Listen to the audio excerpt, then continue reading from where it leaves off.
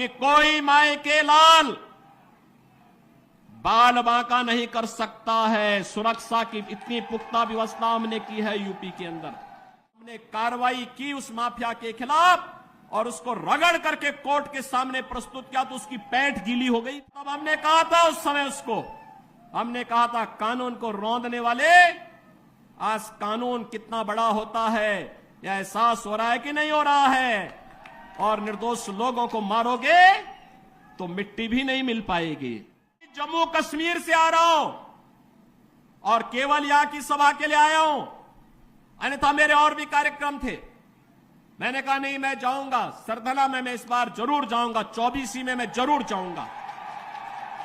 और बहनों भाइयों, मैं इसीलिए आया हूं आपसे कहने के लिए, जो लोग गुमराह कर रहे हैं उनके गुमराह में आने की आवश्यकता नहीं। ये लोग कभी नहीं आएंगे। फिर जाति के सौदागर उपयोग करेंगे, बाद में सौदेबाजी करके गायब हो जाएंगे। हमें किसी भी ऐसे व्यक्ति के बहकावे में नहीं आना है जिससे हमारा राष्ट्र धर्म खतरे में आए।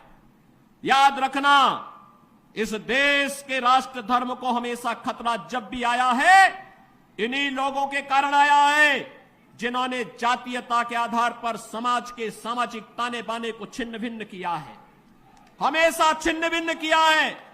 और बहनों और भाइयों, मैं आपको इस बात के लिए आश्वस्त करता हूं कि कोई माए के लाल बाल बांका नहीं कर सकता है। सुरक्षा की इतनी पुख्ता व्यवस्था हमने की है यूपी के अंदर। आज आप देखते होंगे बड़े बड़े दुर्दांत माफिया और अपराधी किस कदर उनकी दुर्गति हो रही है।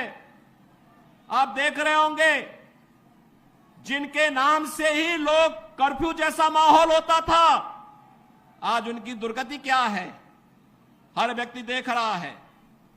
इन माफिया और अपराधियों की स्थिति क्या है, आप रोज सोशल मीडिया के प्लेटफॉर्म को उठा करके देखते होंगे। एक दुर्दांत माफिया ऐसा भी था, बहनों और भाइयों, जब आज समाजवादी पार्टी की सरकार के समय चलता था तो मुख्यमंत्री हो या मुख्य न्यायाधीश, इन सब के काफिले रुक जाते थे और माफिया का काफिला निकलता था। और जब हमने कार्रवाई की उस माफिया के खिलाफ और उसको रगड़ करके कोर्ट के सामने प्रस्तुत किया तो उसकी पैंट गीली हो गई थी, उसकी पैंट गीली हो गई थी।